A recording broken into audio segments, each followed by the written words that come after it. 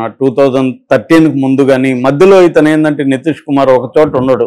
కొన్నిసార్లు మహాగఠబంధన్ కూటమిలో ఉండడం, అంటే ఎన్డీఏలోకి వెళ్ళడం, కొన్నిసార్లు మళ్ళీ ఇటు ఇండియా కూటమిలోకి రావడం, ఇదనేది అతను కప్పలాగా అటు ఇటు గెంతుతూ ఉండడానికి జరుగుతుంది. లేటెస్ట్గా అతను లాస్ట్ ఇయర్ మళ్ళీ బీజేపీ కూటమి ఎన్డీఏల కూటమిలోకి వచ్చాడు.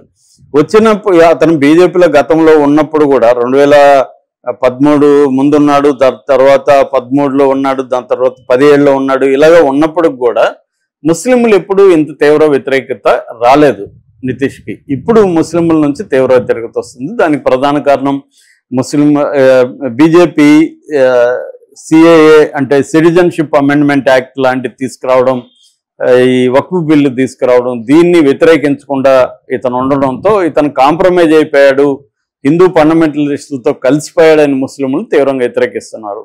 ఇది ప్రధాన కారణం.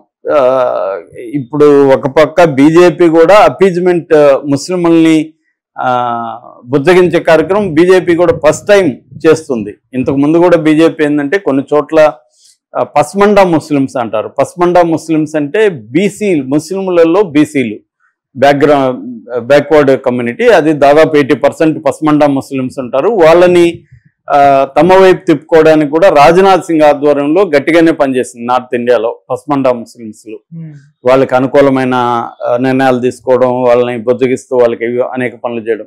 ఇప్పుడు మోడీ 32 లక్షల మంది ముస్లింలకు ఈ రంజాన్ తోఫా ప్రకటించాడు, ఒక కిట్ ప్రకటించాడు. ఇందులో వాళ్ళకి నిత్యావసర సరుకులు, బట్టలు ఇవన్నీ ఇస్తున్నాడు ఫస్ట్ టైం.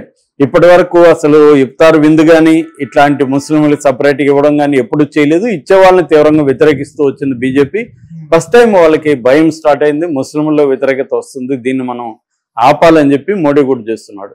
అయితే అతన్ని ఎంతవరకు నమ్ముతారు ముస్లింలు అనేది చూడాలి. ఏదేమైనా ఇప్పుడు నితీష్ కుమార్కి అయితే దెబ్బ పడింది.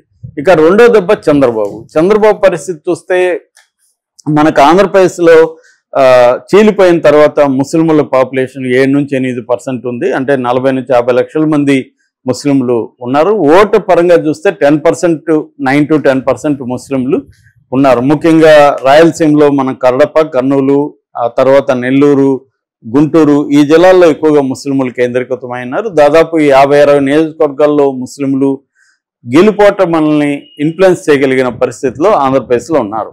సో 2004లో రాజశేఖర రెడ్డి ముస్లింలకి 4% బీసీ రిజర్వేషన్. అంటే ఏమవుతుందంటే ఆంధ్రప్రదేశ్లో దూదేకుల, లడ్డాఫ్, నూర్ భాష ఇలాంటి వాళ్ళంతా కూడా ఓబీసీలోకి వస్తారనమాట.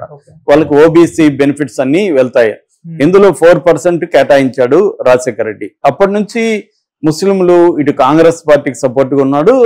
రాజశేఖర రెడ్డి చనిపోయిన తర్వాత ముస్లింలంతా కూడా వైసీపీకి 2019లో సపోర్టుగా నిలిచారు. నిజానికి అప్పుడు ముస్లింలని తన వైపు తిప్పుకోవడానికి చంద్రబాబు అనేక పథకాలు కూడా అనౌన్స్ చేశాడు. డిప్యూటీ సీఎం ఇస్తాను ముస్లింలకి, వెల్ఫేర్ స్కీములు ప్రవేశపెట్టాడు, ఫ్రీగా లోను అంటే ఇంట్రెస్ట్ లేకుండా లోన్లు ఇస్తానని చెప్పాడు, ఇస్లామిక్ బ్యాంక్ ఇస్తానన్నాడు. అయినప్పటికీ కూడా ముస్లింలు అటువైపే వెళ్ళారు, జగన్ వైపు. ఆ తర్వాత మొన్న జరిగిన ఎలక్షన్లో చంద్రబాబు తెలివిగా ఏం చేశారంటే ముస్లింలకు అనేక ప్రత్యేక పథకాలను ప్రవేశపెట్టాడు. 4% రిజర్వేషన్ నేను కూడా కంటిన్యూ చేస్తాన్నాడు. తర్వాత హజ్ యాత్రకి 1 lakh డబ్బులు ఇస్తానన్నాడు.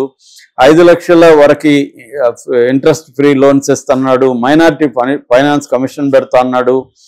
తర్వాత 50 ఏళ్ల లోపు ఉన్న వాళ్ళకి పెన్షన్ ఇస్తానన్నాడు. పూర్ ముస్లింలకి మసీదుల మెయింటెనెన్స్కి సపరేట్ ఫండ్ ఇస్తానన్నాడు. ఇలాగా చాలా హామీలు ఇచ్చేయడం ద్వారా ముస్లింలని కొంత తన వైపు తిప్పుకోగలిగాడు. At the same time Jagan పట్ల కొంత వ్యతిరేకత కూడా వచ్చింది. అందువల్ల 2024 ఎలక్షన్లో చంద్రబాబుకి ముస్లింలు అండగా నిలబడడం అనేది మనకు కనబడుతుంది. ఎందుకంటే అప్పుడు వక్ఫ్ బిల్ అవన్నీ నేను వ్యతిరేకిస్తాను ఇవన్నీ కూడా హామీ ఇచ్చాడు చంద్రబాబు. సో నమ్మారు. మళ్ళీ ఇప్పుడు ఏమైంది, చంద్రబాబు వక్ఫ్ బిల్ని వ్యతిరేకించట్లేదు, ఈ సిఏఏని వ్యతిరేకించట్లేదు. తర్వాత మొన్న ఔరంగజేబు విషయంలో మహారాష్ట్రలో జరిగితే దాని పట్ల మౌనంగా ఉన్నాడు. మరోవైపు పవన్ కళ్యాణ్, డిప్యూటీ సీఎం ఉన్న పవన్ కళ్యాణ్ మాట్లాడితే సనాతన ధర్మం అని చెప్పి పెద్ద ఎత్తున హిందూ మతత్వాన్ని ప్రేరేపించే విధంగా చేస్తున్నాడు. దీన్ని ఎక్కడా కూడా చంద్రబాబు ఖండించట్లేదు. సో ఓవరాల్గా చంద్రబాబు ఎన్డీఏ కూటమి వైపు ఉంటూ బీజేపీ తీసుకుంటున్న యాంటీ ముస్లిం కార్యక్రమాలను ఎక్కడా వ్యతిరేకించట్లేదు. పైగా ఇక్కడ ఈ మధ్యకాలంలో పవన్ కళ్యాణ్ ద్వారా హిందూ మతత్వం అనేది పెరుగుతూ ఉంది. ఇది ముస్లింలకి ఇబ్బంది కలిగించే విషయం. దానివల్ల ఇప్పుడు చంద్రబాబు ఫస్ట్ టైం ముస్లింలు ఈ రోజు ఇఫ్తార్ విందిస్తున్నాడు చంద్రబాబు. దాని